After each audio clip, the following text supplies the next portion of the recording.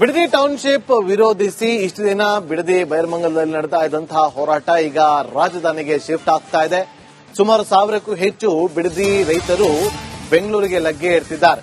ಆ ಮೂಲಕ ಆಕ್ರೋಶದ ಕಿಚ್ಚು ರಾಜಧಾನಿಯಲ್ಲಿ ಹೆಚ್ಚಾಗಲಿದೆ. ಬೈರಮಂಗಲ ಟು ಬೆಂಗಳೂರಿಗೆ ಹೋರಾಟ ಶಿಫ್ಟ್ ಆಗಿದೆ. ಕೆಲವೇ ಕ್ಷಣಗಳಲ್ಲಿ ರಾಜಧಾನಿಗೆ ಬಿಡದಿ ರೈತರು ಲಗ್ಗೆ ಇಡ್ತಿದ್ದಾರೆ.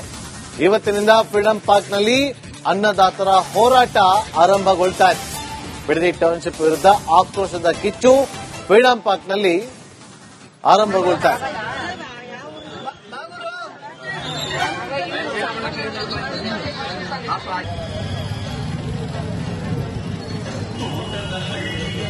ಮತ್ತಷ್ಟು ಮಾಹಿತಿಯನ್ನ ಕೊಡೋದಕ್ಕೆ ನಮ್ಮ ಪ್ರತಿನಿಧಿ ದೀಪ್ತಿ ಫೋನ್ ಸಂಪರ್ಕದಲ್ಲಿದ್ದಾರೆ. ದೀಪ್ತಿ, ಇವತ್ತಿನಿಂದ ಬೆಂಗಳೂರಿಗೆ ಶಿಫ್ಟ್ ಆಗ್ತಾ ಇದೆ ಬಿಡದಿ ಟೌನ್ಶಿಪ್ ವಿರೋಧದ ಕಿಚ್ಚು ಹೋರಾಟ.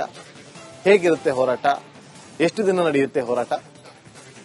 ನಾಗೇಂದ್ರ ಬಾಬು, ಬಿಡದಿ ಟೌನ್ಶಿಪ್ ವಿರೋಧಿಸಿ ಬಿಡದಿ ರೈತರು ಕಳೆದ 530 ದಿನಗಳಿಂದನೂ ಕೂಡ ಪ್ರತಿಭಟನೆಯನ್ನ ಮಾಡ್ಕೊಂಡು ಬರ್ತಾ ಇದ್ದಾರೆ.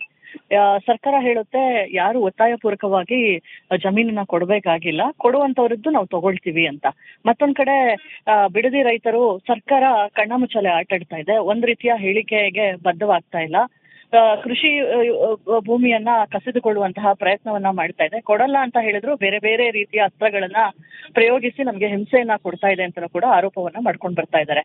ಬಿಜೆಪಿ ಜೆಡಿಎಸ್ ಎರಡೂ ಕೂಡ ಬೆಂಬಲವಾಗಿ ನಿಂತಿದೆ. ಆದ್ರೆ ಇದೀಗ ರೈತರು ಯಾವ ರಾಜಕೀಯ ಪಕ್ಷದ ಸಪೋರ್ಟ್ ನ ಪಡೆದೆ ಕೇವಲ ರೈತರೇ ನಿಂತು ಹೋರಾಟವನ್ನ ಮಾಡಬೇಕು ಅಂತ ನಿರ್ಧಾರವನ್ನ ಮಾಡಿದ್ದಾರೆ. ಇಲ್ಲಿ ತನಕ ಬಿಡದಿಯ ಬೈರಮಂಗಲ ಸರ್ಕಲ್ ನಲ್ಲಿ ಕಳೆದ 530 ದಿನಗಳಿಂದ ಕುಳಿತು ಹೋರಾಟವನ್ನ ಮಾಡ್ತಾ ಇದ್ರು. ಆದ್ರೆ ಕೇವಲ ಬಿಡದಿಯಲ್ಲೇ ಮಾಡಿದ್ರೆ ಸರ್ಕಾರದ ಗಮನವನ್ನ ಸೆಳೀಲಿಕ್ಕೆ ಆಗೋದಿಲ್ಲ. ಇನ್ನಷ್ಟು ಉಗ್ರ ಹೋರಾಟವನ್ನ ಮಾಡಬೇಕು ಅಂತ ತೀರ್ಮಾನಿಸಿರುವಂತಹ ಬಿಡದಿ ರೈತರು ಇದೀಗ ಬೆಂಗಳೂರಿನ ಫ್ರೀಡಂ ಪಾರ್ಕ್ಗೆ ಬರೋದಕ್ಕೂ ಕೂಡ ನಿರ್ಧಾರವನ್ನ ಮಾಡಿದ್ದಾರೆ.